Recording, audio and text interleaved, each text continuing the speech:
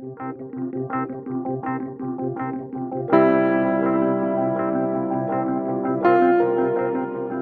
name is Angel Gray, and I'm the Program and Policy Manager here at Westchester Children's Association. Through the implementation of Raise the Age, it has given young people the opportunity to avoid being funneled throughout the adult criminal justice system and places them in a system where they're able to receive services and support. I think some of the major challenges is getting everyone to understand that many of the behaviors that are being displayed by youth are being criminalized. We need to treat children and youth in an age-appropriate manner.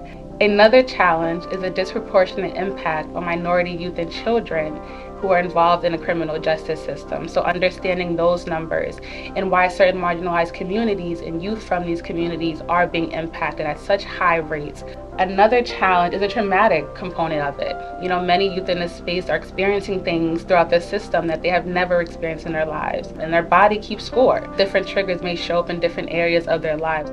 When it comes to Raise the Age, WCA plans to continue to advocate and stay in the spaces where we know that our state partners are working to ensure that youth are receiving the proper services and support that it's set out to do. We want to make sure there's allocated funding in order for community programs to access and apply for this funding as well through the Youth Innovation Fund in order to actually deliver on the promises of Raise the Age.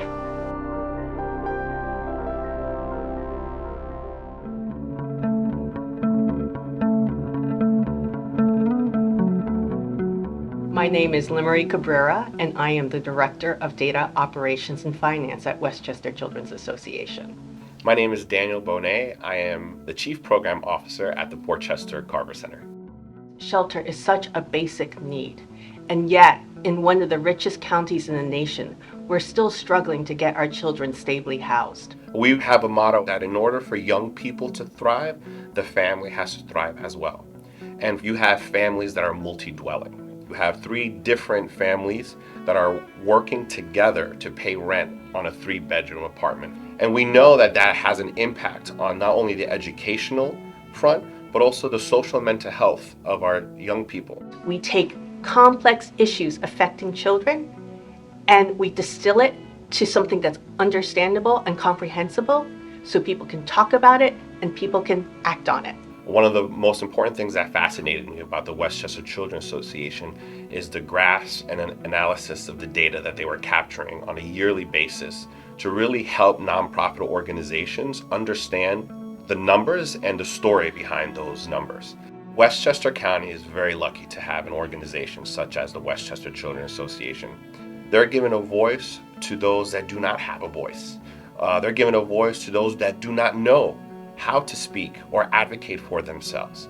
They're doing the work to really trying to move the needle and making an impact for a better community in Westchester County.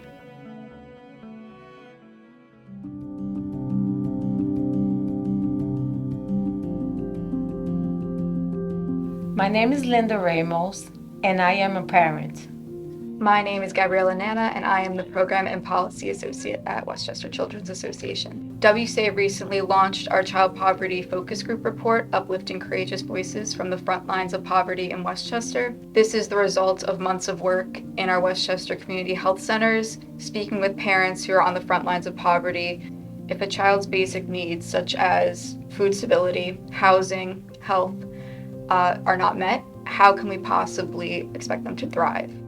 I'm a mother making ends meet, not having enough to eat at the end of the day because the SNAP benefits run out. Prescriptions are so expensive, you can't afford them. Rent is so high, it's tough just to try to make it. WCA is currently on the Child Poverty Reduction Advisory Council with New York State's governor. In that advisory council, we've been able to collaborate with other community partners about poverty-solving solutions and programs. Without the Westchester Children's Association, it would be more homeless, more hunger, more medical issues. We would be lost. People wouldn't know what to do. They wouldn't know where to go. They wouldn't know where to get the answers. They would be in a place that no one wants to be.